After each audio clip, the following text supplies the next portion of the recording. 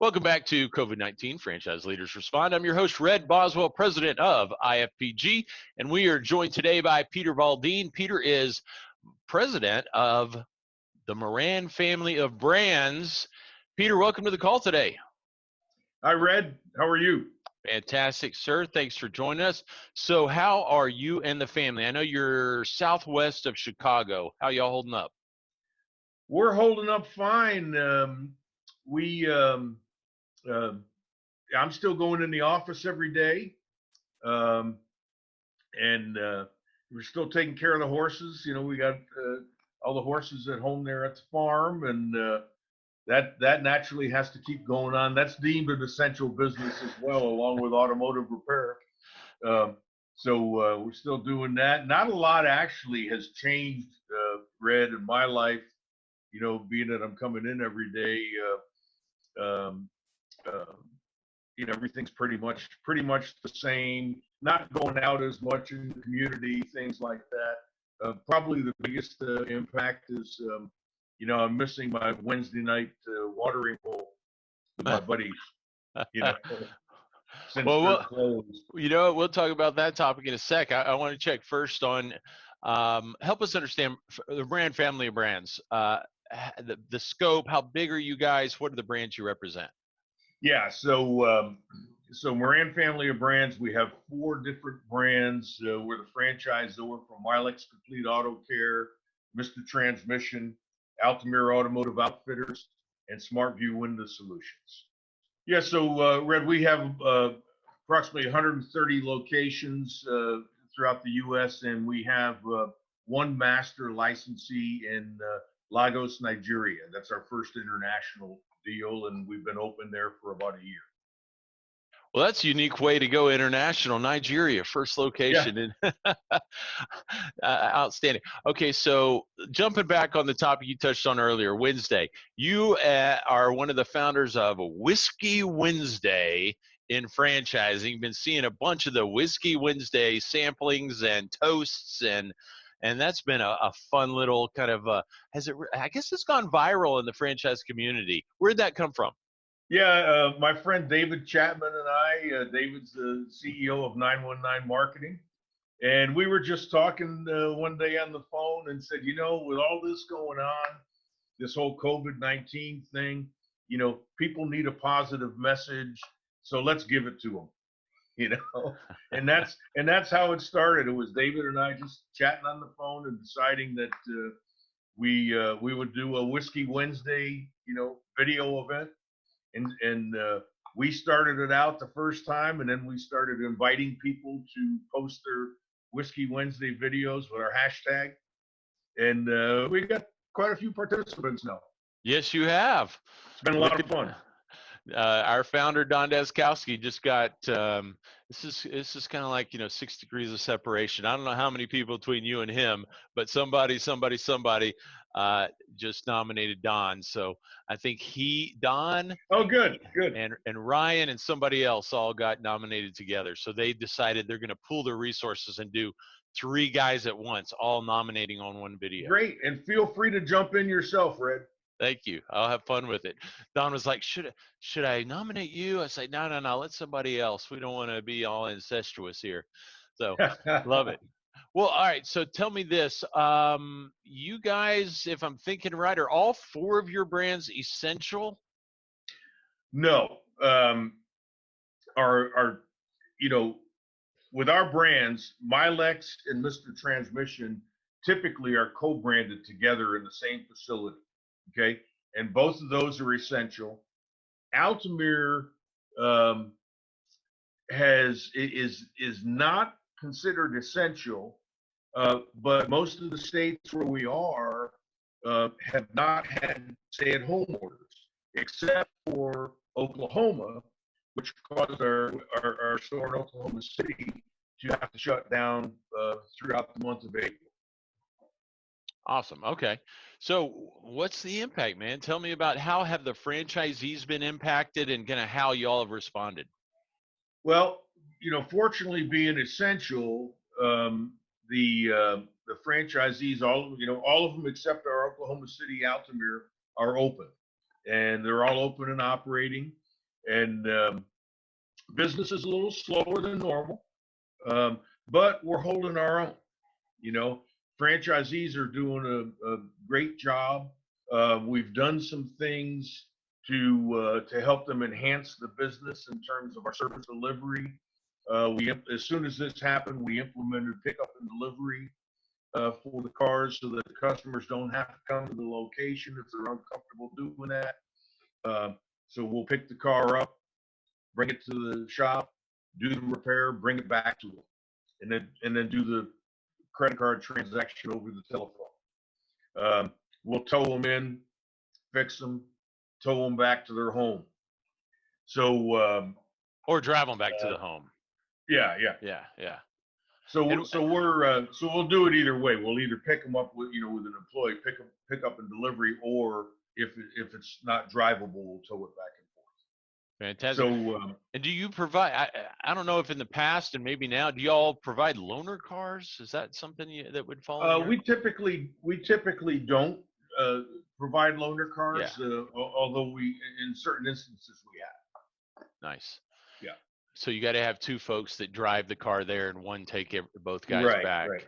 Nice. Yeah. So we've been pretty blessed in terms of how we're holding up and how the franchisees are holding up. We've had some stores that are still turning out some really good numbers. So we certainly can't complain. It's taught us a lot from a support standpoint. I'll tell you that. So any insights on the stores that are doing good numbers? What are they doing differently that's causing that? We've been trying to figure that out, and we've got one of the guys who actually set a record. Believe it or not, we've got a franchisee in Mississippi who has been there for 30 years. Okay.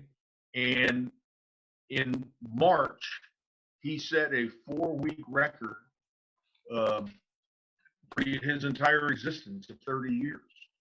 And in April, he has set, 2 records in the beginning of April so far. And one of the things he's doing different is he started offering financing for the services, because a lot of the repairs are pretty expensive. $2,000, $3,000 for a major transmission overhaul. So he started offering financing and terms, and he's just rocking it. Is he doing the financing in-house? I mean, we're going kind of deep here, or has he got a third party that's partnered with him to do that? Both. We've got a third party, and he's doing some in-house as well. Interesting. Wow. And so obviously when franchisee business is down, franchisor royalties are down. Anything, I mean, you guys got to support them. You now more than ever, you're given extra time to help them survive and come out of this stronger than ever. Have you guys, the Moran family brands, done anything differently on the royalty side? We have not done anything differently on the royalty side, and our royalty collections have held up reasonably well. We're down some, but they've held up reasonably well. We have provided definitely an enhanced amount of support to the franchisees, and I think that the high level of support that we've been providing has caused the franchisees to not hold back on us, and I think they really appreciate what we've been doing for them. We've helped tremendously with the PPP funding and things like that. Oh yes, I've had in these interviews had some fascinating conversations. And I had a restaurateur, Teriyaki Madness, talk about. I'm like, well, you got to be struggling big time, and he said, validations of my current franchisees have absolutely never been higher. They see us burning the midnight oil. They see us bending over backwards, coming out with new incentives, new training. We're having calls twice a day. I mean, he's just like, all hands on deck. Let's help our franchisees in the friggin' restaurant space, which, you know, is getting hit hard.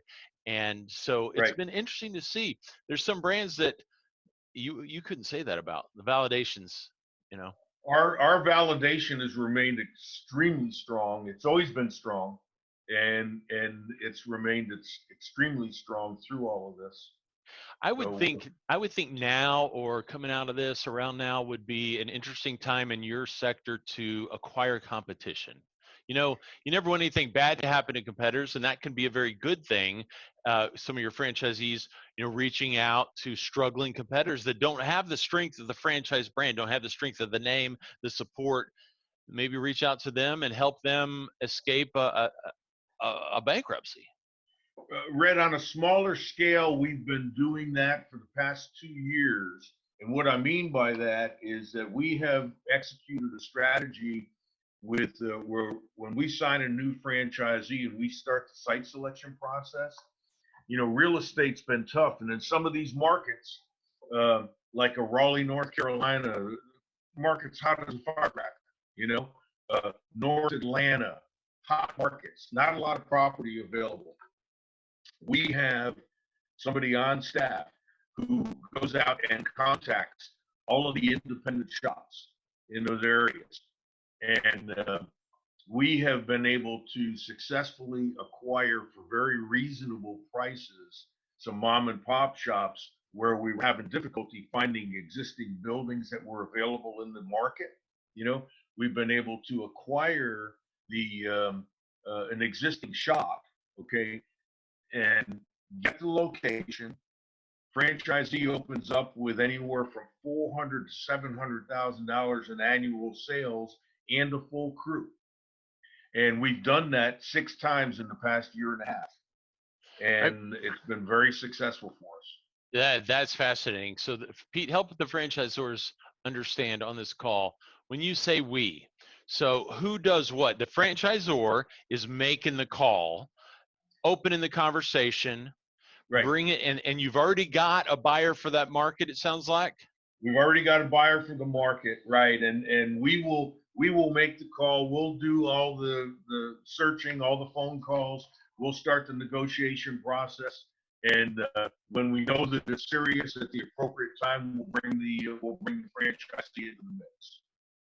And when you say franchisee, have they already closed on a franchise agreement? Now they're looking Yes. for the location, and you know Yeah. that, you know, in the original plan, it was find a location and build it up over time, and you know that their financial wherewithal is such that they could afford to acquire a competitor at X amount or less, or but if there's cash flow, then maybe it's even higher. So it could be Yeah. complicated. Exactly, and in a couple of these instances, Red, um, the owners of the business of the mom and pop shop did not want to sell unless we were going to buy the real estate, and so fortunately we had franchisees that had the financial strength to be able to do that. Here's a great one. In one market in Florida, uh, we were it's a hot market, okay, not much available. uh, Rents were going to be at least $6,000 a month in that market, okay. We were able to buy the business doing 700,000 in sales and buy the real estate, and their SBA loan payment was 6,500 a month, $500 a month more than what rent would have cost, and they bought the business and the real estate With cash flow. Whoa. with cash flow. With cash flow. So it's been a great strategy for us, and we're going to keep doing that. And there's been no money out of pocket on the Zor side other than time and resources to get the deal done. Exactly. Ooh, Exactly. beautiful. So when we talk to consultants at the conferences, you know, a lot of times consultants will come up to me and say, "Hey, do you have a resale in Miami? Or do you have a resale in St. Louis?" You know, and I'm telling them now, no, I don't. But if you have a candidate, send them to me, and we will find an existing business that can be acquired. So the answer is yes, we'll find one if you've got a candidate that wants an existing business, doesn't want to start new, we'll find them something to buy. That's an exciting opportunity across the board. I mean, the Zor wins, they get a new franchisee. Right. The Zor wins again because you get some significant revenue day one, right? Mm-hmm. That's And right. I assume there's no, I mean, because you're providing these additional resources and support and you're reaching out and you're helping negotiate the deal and you're doing all these extra services, but you're getting a serious royalty right up front. I mean, I would think there's no deferment or reduction of royalties in this purchase, or maybe it's negotiable where you've got, I mean, Yeah, I mean, it can be negotiable based on the circumstances. yeah. Yeah. I mean, you go buy something that's got 2 million in revenue and that new franchisees invest in all that money. There might be a little bit of reduction in percentage anyway for the first year or two. I get you. Mm-hmm. Love Right. that. Right. Love that. I've done so Yeah. many of those, man, as a All franchise. according, all according to what the circumstances are with the business and what it is exactly that they're taking over. So we can always look at all that. Well, this is let's talk FranDev. Franchise development, two pieces of it, as you heard me say before. Let's first talk about the pipeline you had before this crisis hit. What's happened in that pipeline? And number two, how has your new franchise development process, the new pipeline, come along? Yeah. So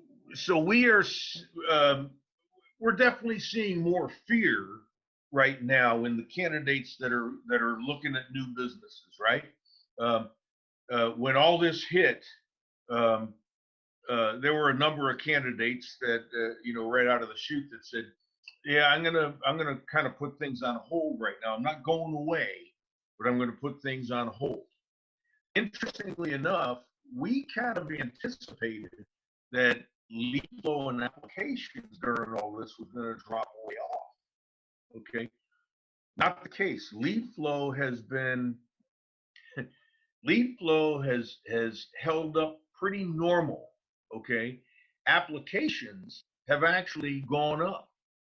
Okay, and that leads me to believe that the candidates that are in the pipeline are more serious, which is why we've got a higher level of applications. Yep. Against the same number of leads.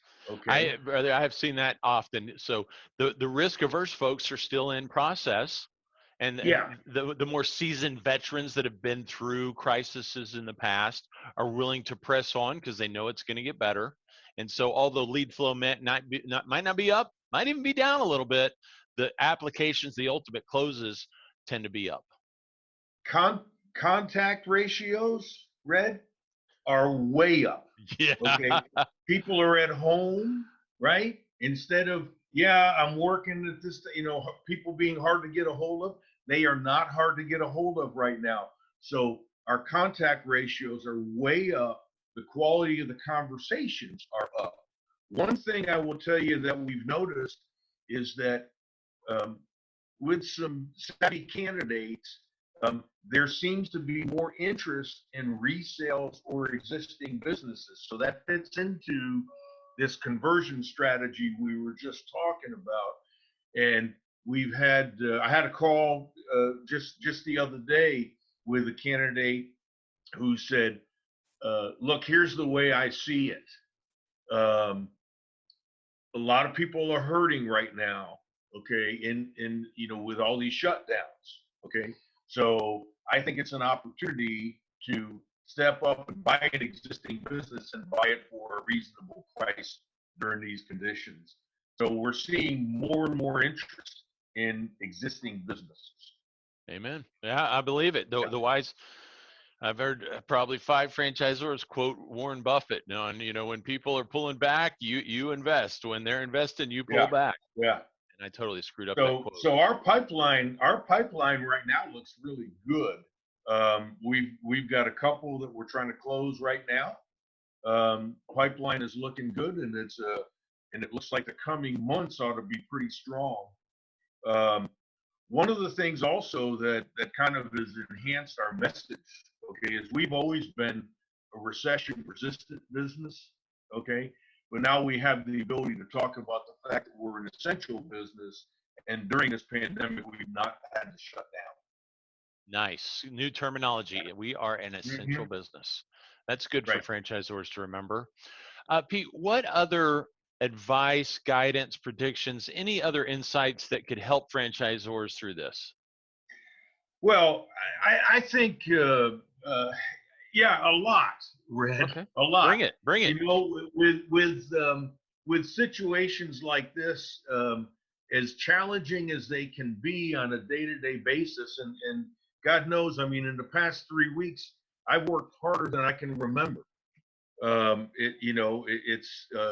But um, it's been it's been awesome because I've learned a lot as well. You know, we have done things from a support standpoint to really help the franchisees. We've been extremely involved with them in the disaster relief money, the funding, helping them with that whole process, helping them apply. We have given them a lot of guidance on expense reductions, on what vendors they can slow pay if they need to conserve cash. We've done things from we've made some pivots with the pickup and delivery uh, uh, issues. We've really done a lot for them from a social media standpoint, and our PR firm helped us with some videos and press releases regarding how to sanitize the customers' cars. Okay, and that got out, and we got probably 15 or 18 of our franchisees on TV in their local markets on the news. Huh. And that was terrific. That was a fantastic job by our marketing team.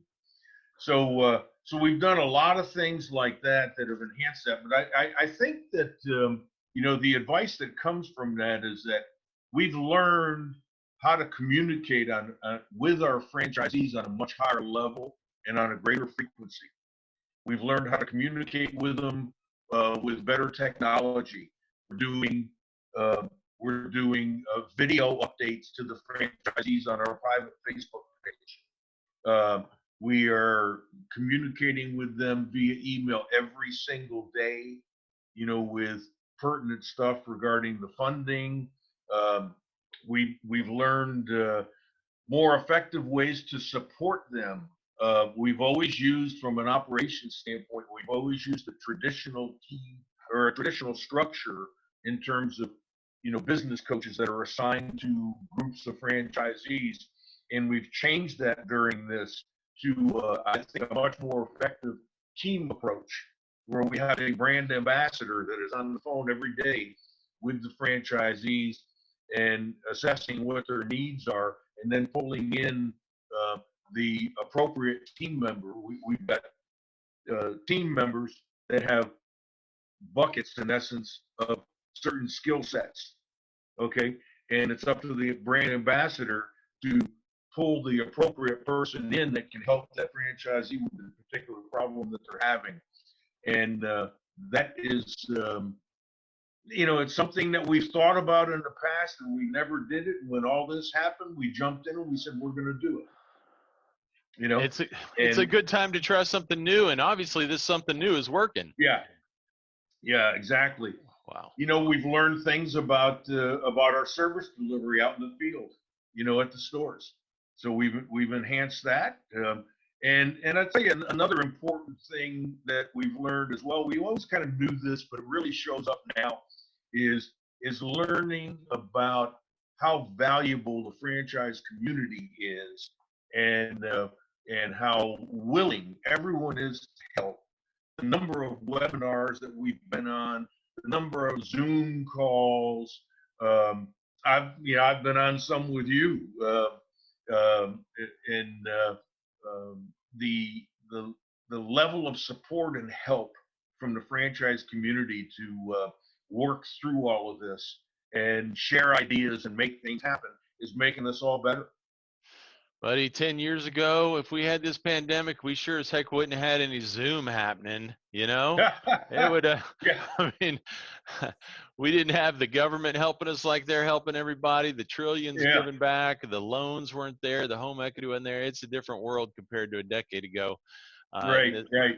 Thank God we have the technology right now, right, to support us through all of this and be able yeah, to communicate the way we're communicating. Yeah. yes, absolutely right. So it's been challenging and it's been hectic, but man, I'll tell you what, we've learned an awful lot in the last 2 or 3 weeks. That's going to make us better. And you're deepening relationships that, that's what trials and tribulations either break you, or they deepen your roots and strengthen you with the relationships you have with your franchisees. Yeah, and Red, probably the thing that makes me happiest about all of this is that I've gotten phone calls, um, uh, multiple phone calls from franchisees, with the level that we've been communicating at, and the way that and the ways that we've been helping them. I've gotten multiple calls from franchisees that have said, you know what, I've never been prouder to be a franchisee than I am right Franchising stronger together. That's now. our Yeah. hashtag.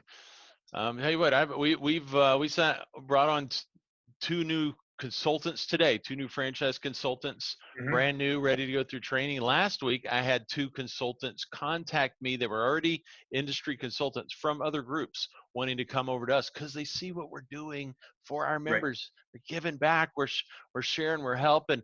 We're not, taking a vacation and just throwing up our Mm-hmm. hands and saying, "You guys figure it out. You're independents." Well, Right. yeah, they're independently owned and operated, but just like a franchisor, we're here to support them. We're all in this together. Yeah. Yeah. Nothing, through all of this, nothing is more important than helping our franchisees succeed, and making sure that we're giving them the guidance and the tools that they need to do that. Couldn't agree more, Pete. Well, I know the franchisors on this call got a lot out of your guidance and advice, my friend. Thank you for sharing so much. You've got your wealth of knowledge, and the Moran family brands are great friends of IFPG. Any closing thoughts? Well, the old saying, what doesn't kill you makes you stronger, and I think this whole thing has certainly proven that, that is a fact, and I do think we're going to come out of this stronger. I think we're going to come out of this with stronger relationships, with much greater knowledge on how to communicate, how to be more effective and efficient, in what we do. And like I said, nothing is more important than, for us as a franchisor, than making sure that we're doing the right things to help our franchisees succeed. Amen. People don't care how much you know, so they know how much you care, and that is certainly on the franchisee side too. Well, Pete Baldine, president of Moran Family of Brands, thank you, sir, for joining us today, for sharing and giving back to the franchise community. I'm Red Boswell, president of IFPG. Thanks Red, again. always a pleasure. Thanks for having me. You too, Pete. Stay Thanks. safe, my friend.